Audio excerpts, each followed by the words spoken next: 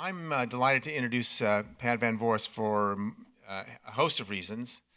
The more obvious one probably to you is that she is such an important voice in this line of conversation. A few years ago, when the National Institute of Corrections became aware that so much of the work they'd done on correctional programming was based on models that had been verified by male samples, they almost in a frenzy began to ask themselves what they ought to be doing. And they brought together groups of leaders in this area, and one of the people they brought in to help them think this through was Pat Van Voorhis. Pat then began working with them on a multi-year collaboration that she will talk about some of the trajectories that it took to sort out what portions of this growing literature that had been built on male samples could be used for females, women and girls. Some of that work Bonnie just talked about, some of that kind of work Bonnie just talked about, but Pat will help us think about it in its broader context. But the other reason I'm really happy to introduce her is that she and I went to school together. She graduated before I did, but that's a different matter. That'll just tell you all you need to know about both her and me.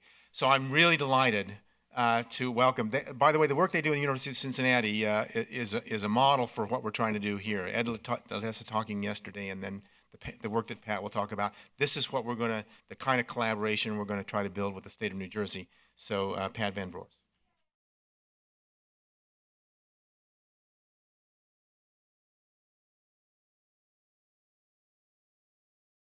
Wow, the EvidenceBased Institute. And I'm here to help you kick that off. Congratulations. You know, and I encourage people in the audience who are working out in the field, work with these people. We started a similar institute in Cincinnati years ago, and it changed the face of our academic practice. We spend now, and I think this is as it should be, we're not office criminologists anymore. We are, we are a lot of the time, but we're in the field a good 20% of our time, I'd say. And we have partnerships with agencies that I like to think work to their advantage.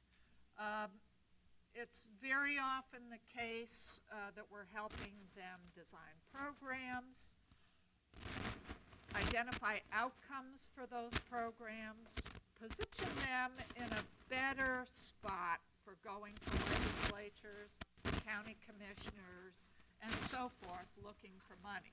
So, as practitioners, administrators, policymakers, you're not going to the legislature, to the county commissioners with my favorite program, or wouldn't this be nice?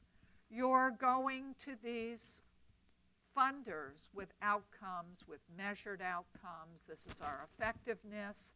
And I do have a couple of states, about 3 states I'm working with now, where I have seen firsthand what happens when you go to the funders with outcomes and with measured results. I have seen times when the corrections department just got more money than the department that was not measuring outcomes. Or in a nearby state, the probation office department has a much easier time than other correctional agencies in the state, simply because they're going with evidence. So I wish you well in your endeavors. It's a very enjoyable experience, these partnerships, and I'm sure you're going to find it to be the case as well. What I'm working with today has a history that started about 10 years ago, with the realization that, as Barbara said, prison populations were growing faster for women than they were for men. probably, if that big jump in population increase had not happened, we might not have had the impetus for funding programs for women offenders and for finding new ideas and so forth that we eventually received over time. I think that was a very important push for us. But one of the things that we realized fairly early on at the national level was that women were being programmed on the basis of research that had been conducted predominantly on men. Equally important was the fact that women were identified into maximum, medium, and minimum levels of custody, high, medium, and low risk in community settings on the basis of assessment tools that had been developed for men and just applied to women. And so from that, we developed a really strong concern for whether or not these tools were overclassifying women, holding them at custody and risk levels that were not warranted on the basis of their ultimate behavior.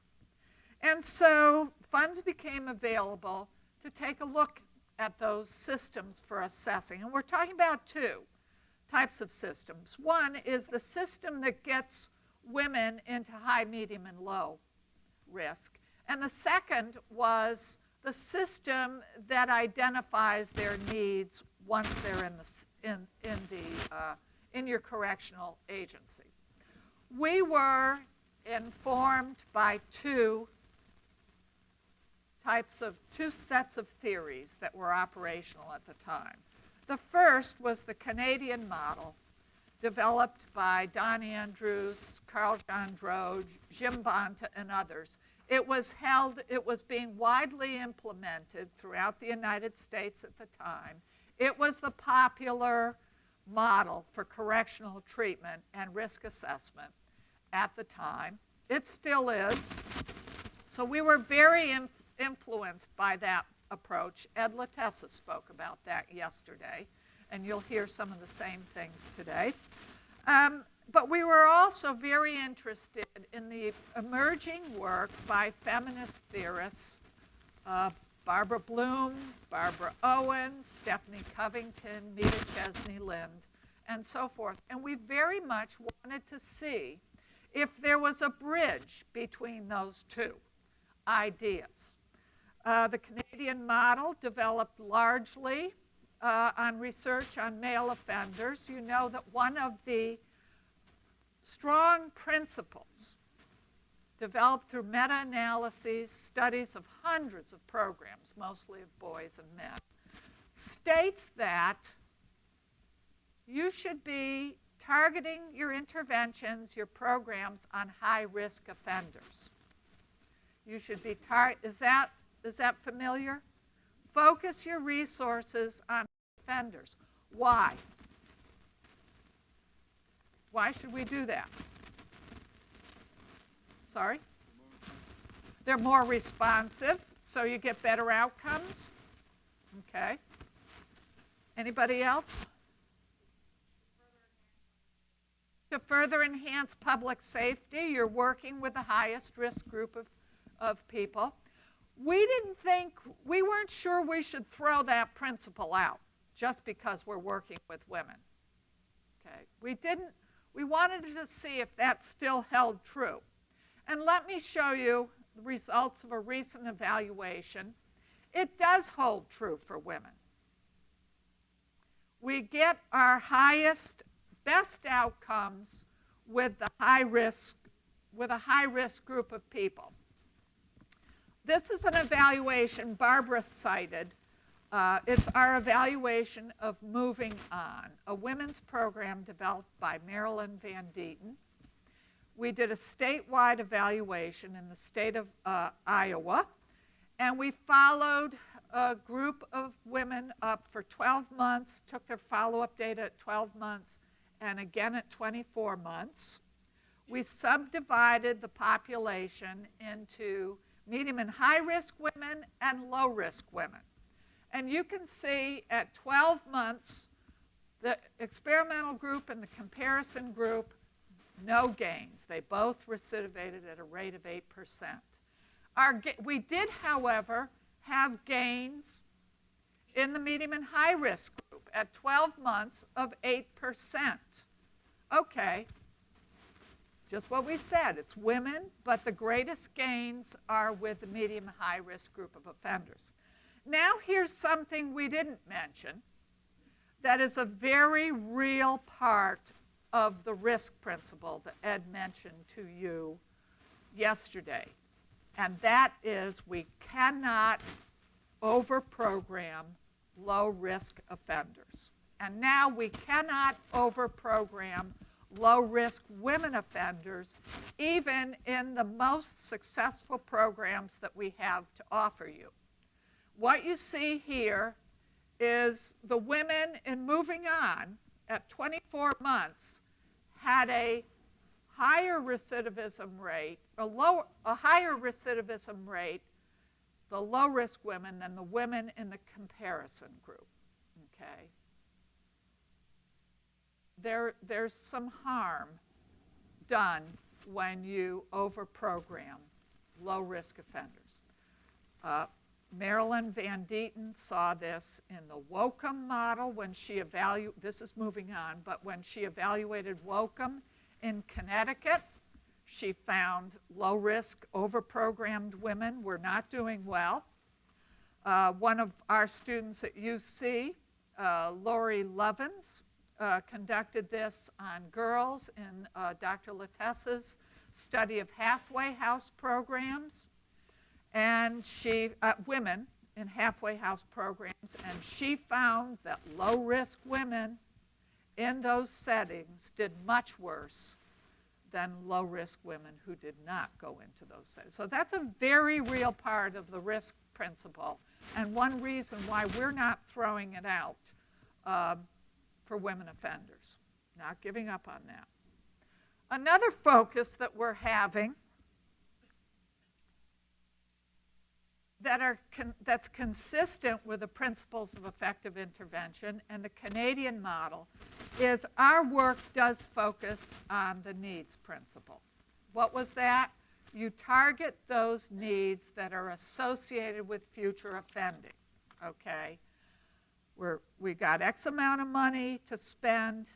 Just, you know, if you come up, God forbid, with a kidney stone tomorrow, you do not want your physician giving you golf lessons, okay? You want your physician targeting the darn kidney stone, okay, and getting it out of you. If you come up with an appendicitis, you don't want golf lessons. You want the risk factors targeted. And so we still think it's very important to target risk factors when we deal with women as well as male offenders. But the question here for our research has been, do you have the risk factors that are associated with future offending for women? Do you have the right risk factors? Okay. The Canadian model tells us to target risk factors, but it tells us, we knew at the beginning of our study that the Canadian model told us to target these needs. The highest risk factors for future offending pertain to antisocial attitudes, antisocial personality, antisocial peers, substance abuse, employment, and education. In fact, it also mentions something called the Big Four: antisocial history, antisocial attitudes, antisocial personality, and antisocial peers. So if you walked around in correctional agencies at that time, it was possible to go into programs and see the programs targeting women sitting in programs, and we were talking about whether or not they were blaming the victim, whether or not they were over-aggrandizing their behavior, and so forth. So we were looking at these examples of criminal thinking. And my feeling and the feeling of others at the time was, is that the best investment of our correctional dollars for women? How do we know that that's the most important risk factor to target? In fact, many people in the field, the women themselves, were saying, you know, if I think of what's going to bring me back into the system, it's probably not whether or not I blame the victim. There's probably some other things that I could stand to work on here that would be very helpful. But from this male model, we nevertheless hold on to the fact that we really should be targeting risk factors and identifying the right peoples for the right program. And here's an example of something that I'm worried about. It's an example that took place in a facility that I recently visited. This facility was running a parenting program. It was a very good parenting program. They were working on family reunification. They were talking about child management skills and so forth. But I had a little focus group with these people after their session. And I wanted them to tell me their story. And I met a few women who weren't parents. They weren't mothers. Well, why were they in the program? They were in the program because they had nothing else to do in the prison. The program had an opening, and they realized that maybe someday they would be mothers. Okay, so they were in the parenting program. Then I go down the hall to the art room, and there's this woman who's about to be released, who's going to get custody of 3 children very suddenly upon her release. Was she in the parenting program? No, she was down the hall in the art room. Okay, so one of the things we're realizing is one of the things we have to be careful of here is not only do we target the risk factors of future offending, the gender-responsive risk factors of future offending, and second, do the people who have those risk factors actually get into the program? That's very tied up in the needs principle. Is the needs principle important? This is from Ed Latesse's data, where he looked at halfway house participants in halfway house programs. He was able to differentiate the halfway house programs in terms of those programs that targeted 4 to 6 criminogenic needs or risk factors, and those that did not. Okay, so the golf lessons, the wilderness programs are all over in here, and these are the programs that targeted the risk factors. The programs in the halfway house that targeted risk factors had a reduction in recidivism as a group of programs of about 31% over their comparison groups. Very nice. The programs that were targeting, oh, wouldn't it be nice, the golf lessons, the wilderness programs, the cake decorating skills, the list that I probably gave you, had no reductions in recidivism. Here's an individual case in point. I recently, they don't mind me showing them their data, but I recently conducted a statewide evaluation of day reporting centers in the state of Georgia. This was a student's dissertation. She finished the analysis and she was very upset because what does this show? No treatment effect. The recidivism rate of the comparison group was the same as the recidivism rate of the control group. So this is a different program, cognitive skills program. So I said, all right, now subdivide that population into the people who were appropriate for the program and those that were not. So her dissertation became a more exciting dissertation, okay? Once you look at the people who the program was designed for, who have the risk factors that the program targeted, then you're into treatment effects. So it leads me, through too many years of experience, I know that if a program in my program evaluations, if everything is going right, they seem to be well-trained, the program's being administered according to design, you sit through the groups look good, and they still don't get a treatment effect, 9 times out of 10, I can find that treatment effect if I get the inappropriate clients out of that evaluation. The same thing happened 10 years later, and this is the day reporting program. No treatment effect.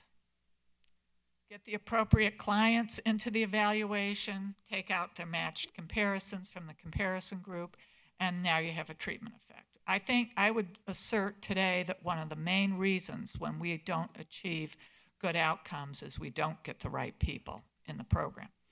Well, if this is women offenders, who should those people be? And now we go from the Canadian model to the feminist model, and through interviews with many women offenders, the feminist scholars, and through other quantitative research, the feminist scholars were directing us to these risk factors. We're not talking about attitudes and associates right now. We're talking about mental health, particularly depression and mood disorders. We're talking about abuse and trauma. We're talking about parental stress, relationship dysfunctions, self-confidence. And they were asking us to re-examine the big 4. Is it really attitudes, associates, and personality? Or is it some of these other factors? Well, to make a long story short, we set out with several states. I did have to get Maui in there as a research site, and it was very nice. But Missouri, Minnesota, and Colorado. Colorado was a pilot site, which kind of generated the need to, or the interest in looking at these factors in other sites. And we tested whether or not these risk factors that we looked at here were indeed risk factors. Now, it's more than an assessment, okay? It is an assessment. We're developing an assessment. But what do we know about what drives policy? Correctional agencies should be and are far more willing to fund and direct money towards issues that are going to bring people back into the system than they are towards issues that might be extremely prevalent, extremely unfortunate, but not translating into future crime. These agencies are about crime. And so if we can, I knew right out of the gate, if we can establish this as a risk factor, we're going to say more, stronger messages to the policymakers in this field. That's not saying it's the way it should be. It's reasoning that that's the way it is. Okay, I'm not saying if mental health wasn't a risk factor, we would never recommend treating. I'm not saying that at all. But I'm saying, I'm surmising that if we can really support the fact that mental health is what's bringing women back into the system, we are elevating the policy importance of mental health from a policy and a treatment perspective.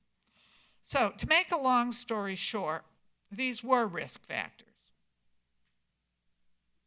They were related to future offending in probation samples and parole samples, and they were related to prison misconducts, some greater than other factors.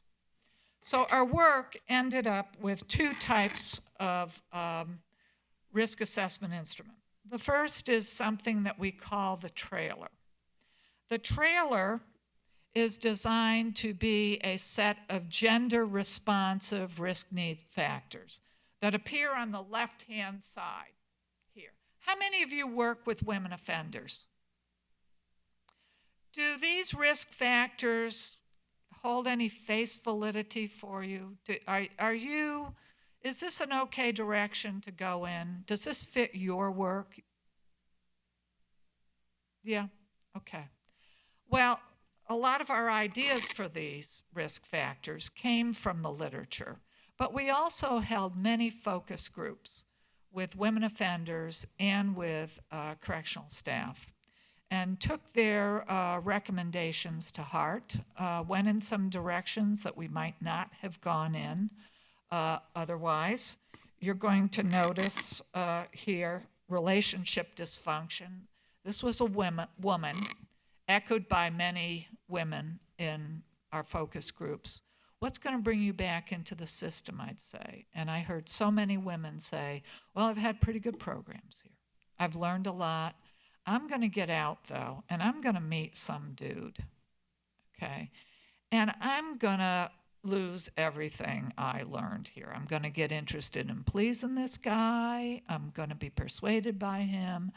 I need something to help with the types of relationships I form. So that's where some of these came from. The trailer is just one of our instruments. It's designed to be appended to prevailing gender-neutral risk needs assessments like the LSCMI, the LSI, the North Point Compass. Perhaps some of you are familiar with that. Those instruments contain the risk factors that are on the left-hand side of this assessment. One of the things we learned is that there are some of these risk factors that women and men share. It's not just the left-hand side of the column, that they do share some risk factors here. But what happens is they don't share the big four, okay? We don't have a big correlate with attitudes. We don't have a big correlate with antisocial associates. We do with employment, financial, and emotional, personal, those sorts of things. What lights up the risk continuum is very different, even on the gender-neutral assessments, okay? And so we don't have the big four with women. We also have these risk factors over here working very well for women offenders. That's one instrument that we have. We have a trailer that can be appended to any gender-neutral instruments that the state may have invested in. The second thing is a standalone assessment where we measure both the gender-neutral and the gender-responsive risk factors and realize that some gender-neutral factors are shared by both men and women, and but women, by and large, also have these very important risk factors here. What happens in the research, with apologies for those who are not research aficionados, we did find that gender-neutral assessments, your LSIRs, your North Point Compasses, they work for women. And that was the argument all along against gender responsive. Why do you need to go in the area of gender responsive when risk assessment instruments like the LSIR, the North Point Compass, work? And what you see across the top line now, those of you who aren't aficionados, big numbers are better than small numbers. Lots of stars are better than no stars. You want to see these correlations above like 0.25 and the AUCs like above 0.70. Okay. What we found across the top row, this is probation, is whatever the state was using in the way of a gender-neutral instrument was in many cases very good. Those are high correlations. But it got better when you added gender responsive, what the women's items. It just bumped up quite a bit. And then when you looked at the contribution of the gender responsive items, the bottom row, it was, these items were making a significant contribution. And the overall validity of a gender responsive instrument is very good. Don't want to spend too much time on the numbers. Here it is for the instruments that predicted, this is probation. That's prison. That's prison. Same pattern. And this is pre-release. Only one state, it's Missouri, where we're measuring, assessing people at prison release and tracking them out into the community and measuring the system's ability to predict recidivism. Okay, so that's what we have. Our direction now is to revalidate those instruments. You know, the construction validation study has to be redone. And so we are doing that, and that's going very well. We're in the data analysis phase of that. So that's what we did. We developed two instruments, a trailer and a standalone, and we're very confident that the gender responsive needs are risk factors for women offenders. Well, isn't that lovely? Why don't we just move on and everybody adopt them and so forth? It hasn't been that easy. It's been, I've spent most of my life studying men in correction systems. And I have to say that it's far more easy to get published in that area, to help policymakers in that area than it is to publish in gender responsive and to help policymakers in the gender responsive areas. In fact, there have been a number of incidents that would give us reason to temper any tendencies I might have towards self-aggrandizement. I've had my share of criticisms in this area. So what have been the criticisms? What's the pushback for gender responsive? And I'm only going to give you a few because I can come back and talk for an hour on that, but let me just give you a few. The first pushback is you feminists do not have any evidence. And we heard that and it was true, for a number of years. You don't have any evidence in corrections, and you might have in psychology. And look at all the evidence we have. We have 500 studies here in these meta-analyses.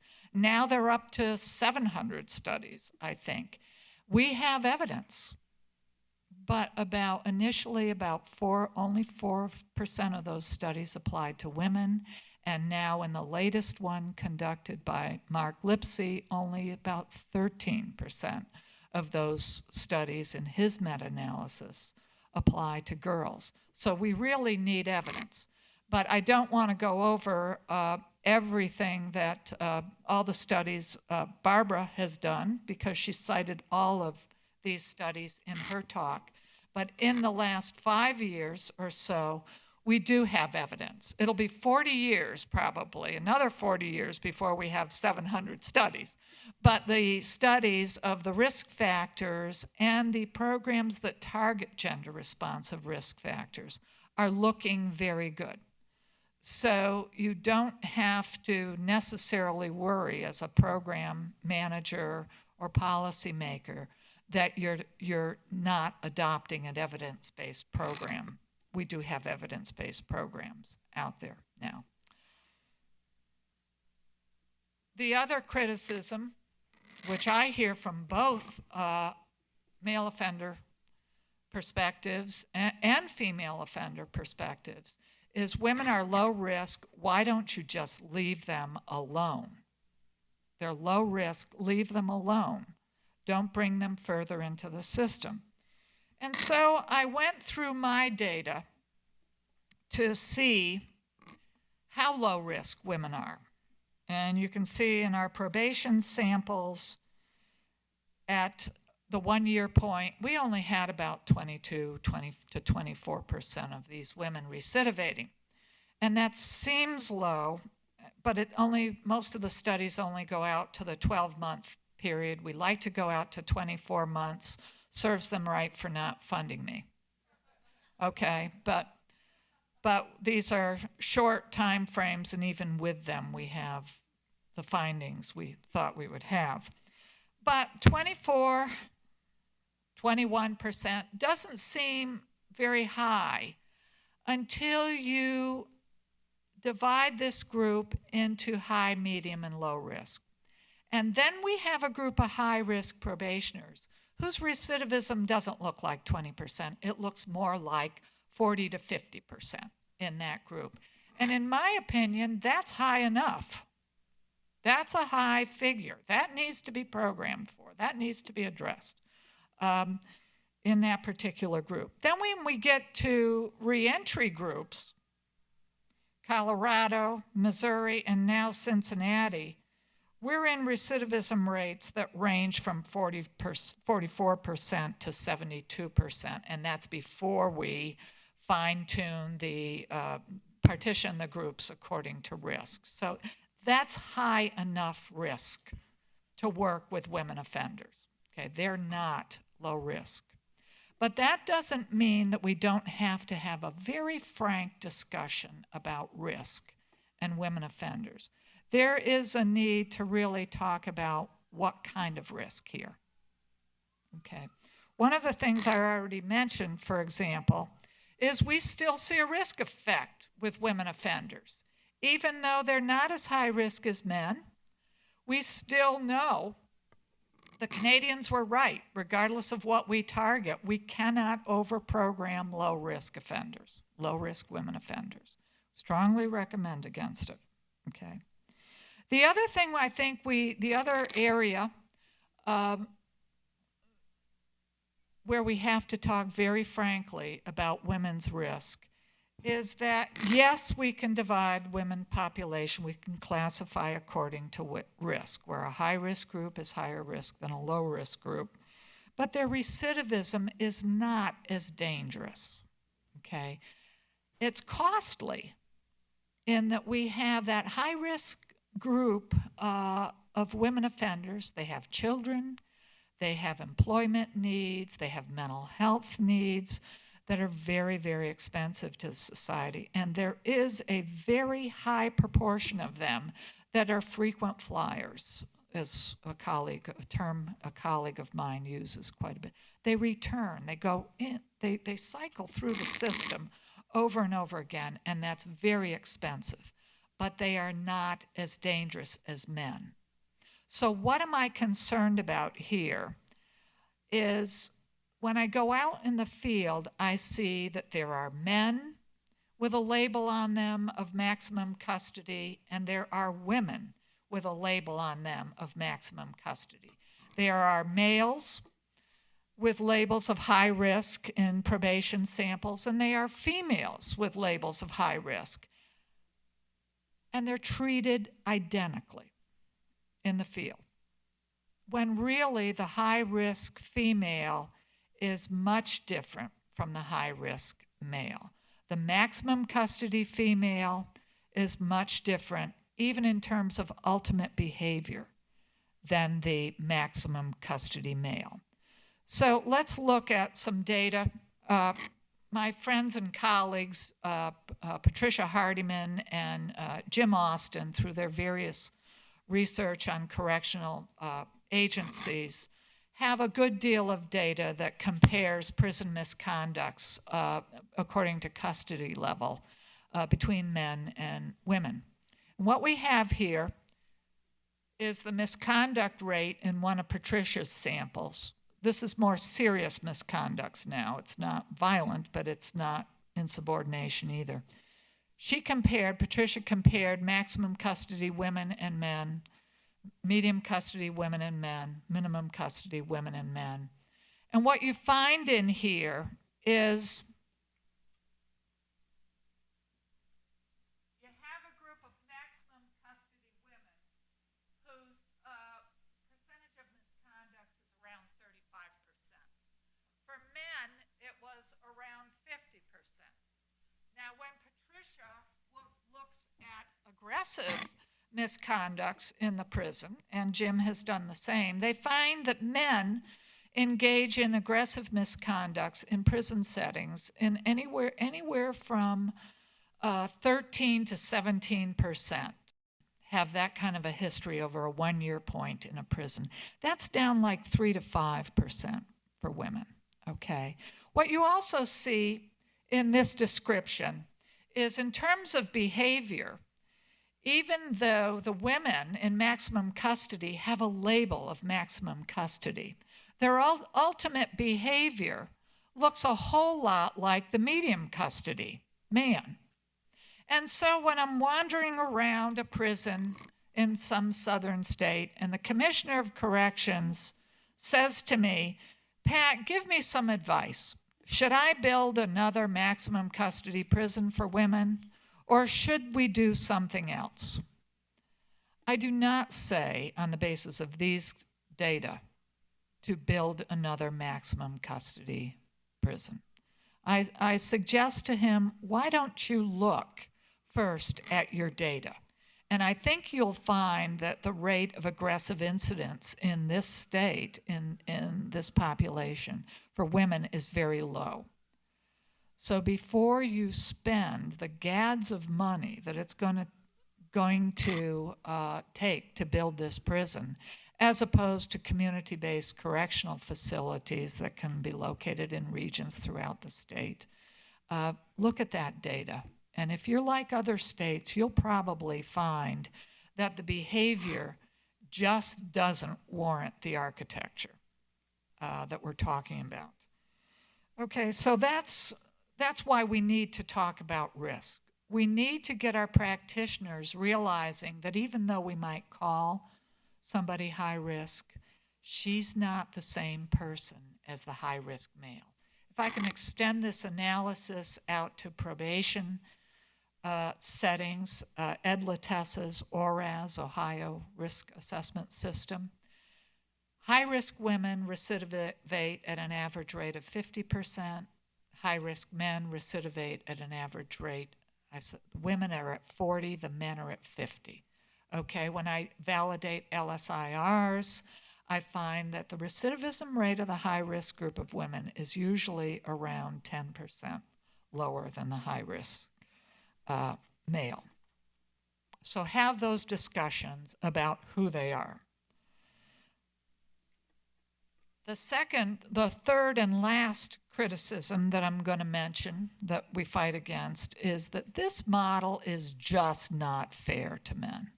Okay. You women are out there designing all these mental health and trauma programs for men, for women. What about men? What about, do you think men don't have mental, and we do hear this a lot, and our intention was not to compete against men or to compete against policy directives that might help men, but it was to focus on the large amounts of research that we had about women offenders and to make those programs, our programs, more gender responsive and more in keeping with the research that we have on women.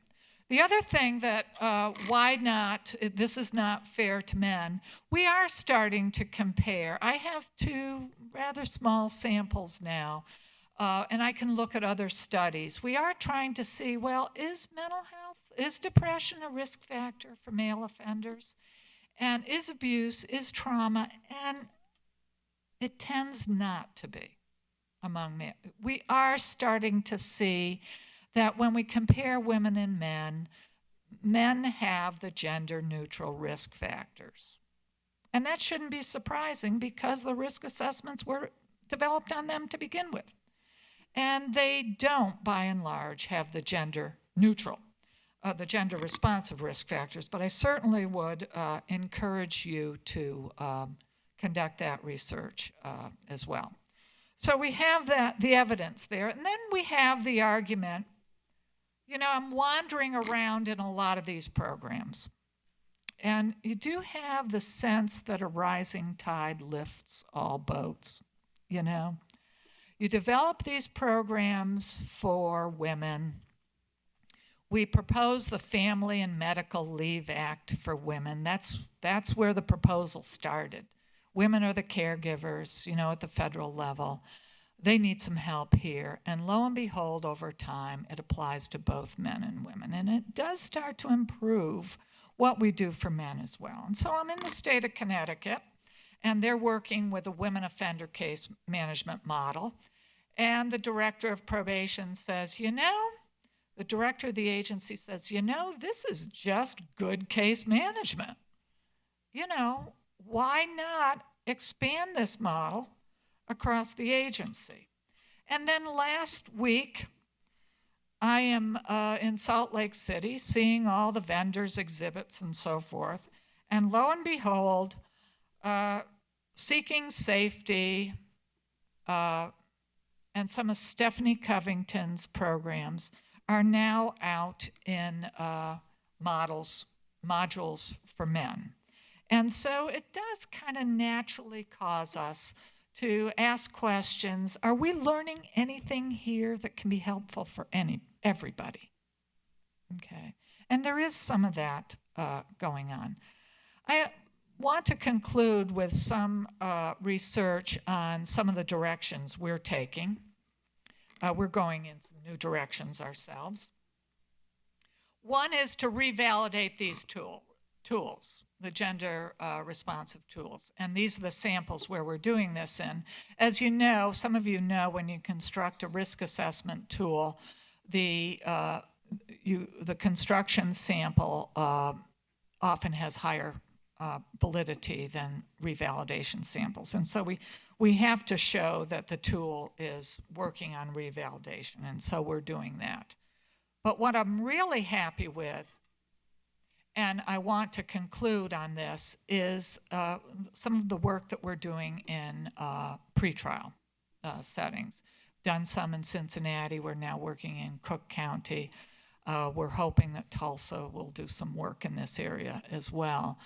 But imagine a notion, a concept called pre-entry for a minute. Pre-entry would look a lot like re-entry. And if you've done any work with re-entry, prison re-entry programs, you know what those programs should look like.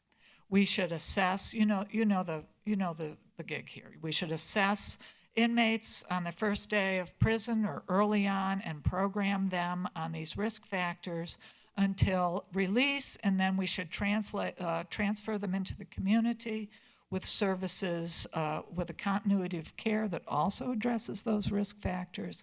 We should involve partners in the community, mental health, substance abuse, labor, education, the vocational. These partners should be at the table to help us with our prison reentry population. Okay. What if we back that up to the pre-entry stage? What would it look like? In pretrial agencies, we would know who has mental health issues, who has strong substance abuse issues, and bring those partners to the table and provide, similar to Bonnie's work, greater information to pre-entry work and to diversion programs and so forth. So we got very interested in working with those agencies that are doing that. And part of it is just asking the question, I got asking the question, how did corrections become the biggest provider of mental health services in the United States? How did that happen? How did we go, particularly with women offenders, from 10% of women prisoners with a diagnosis of mental health to 35 and upwards? How did that happen? Should they even be here? How'd they get here?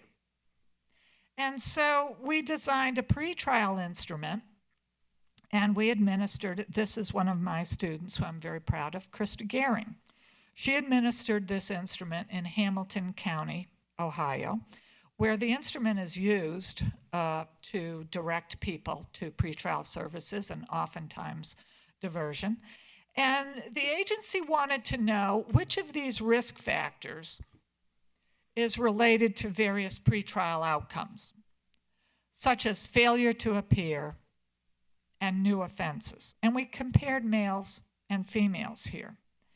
And we found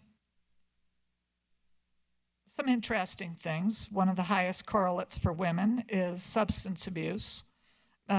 men appeared to follow the gender-neutral model: criminal history, employment, education, and substance abuse. Then when we got to the gender-responsive issues, we found that males did not, the abuse was not a predictor for failure to appear or new offenses while on pretrial for men. Trauma was. The veterans, veteran affairs, their trauma scale, that was somewhat predictive. It's not shown here, but it's predictive of women's failure to appear. And then look what happens to mental health for women and homelessness for women and abuse. So we were starting to find these things. And they worked in a way that I think we should be aware of. This is any failure that we were predicting. But really, the majority of failures were failure to appear. There's something wrong with that picture. Mentally ill women were being drawn into the system through failure to appear, not through new offenses, through the disorganization of the pretrial agency that could not help them get back to court or could not help them with child care. And so what happens when you fail to appear? Okay, you're just drawn further into the system. And that's what our concern is here. How do you keep that person from being drawn further into the system when she's really outside the courtroom door, 3 doors down the hallway? And it's just total disorganization that she cannot cope with. All right, and we're not saying that nothing was going on here for men. But I do want to say that we optimized these measures for men. We didn't just say, well, does the women's mental health measure work for men? No, see, I told you so. What we did was to take these mental health indicators and find the cluster of indicators that are most pertinent to men. And this was interesting, too, that education, maybe a sample selection thing, was not pertinent to women. But when we get to substance abuse, women's substance abuse as a predictor tended to be, it was those women who had a lot of problems in their lives. Their substance abuse had affected their work. It was associated with their abuse, their mental health, their family life, and so forth. For men, that was less true. Okay. To some extent, but men's substance abuse as a predictor tended to be their prior history of substance abuse. It gets more meaningful, I think, when we look at mental health. Mental health, the things that got women in trouble related to mental health were things like mood disorders, anxiety, depression. For men, it was the SRIs, serious mental illness. Okay, women, depression was at work. When we looked at family support and how that translates into failure to appear and other outcomes, for women, family support as a source of resilience tended to show up when they had supportive relationships, supportive families. For men, family support tended to show up as a source of resilience when they had family members who could pay their bail, get them out of, who were able to offer financial support. So it is somewhat meaningful to look at how these factors play out for women and for men. But I'm very anxious to and very interested in working with those agencies at a pretrial level to try to find out how not to bring these inappropriate defendants further into the system. And I will say to you, this whole notion of pre-entry, please steal it. Okay, just steal it. Run away with it, take our assessments, and work with those agencies. The Evidence-Based Institute, work with those agencies and help them form the partners, bring the other people to the table, and find ways to deal with these seriously troubled individuals in better ways than the American prison system. that's all I have to say. I'm looking forward to your questions, and thank you for the invite.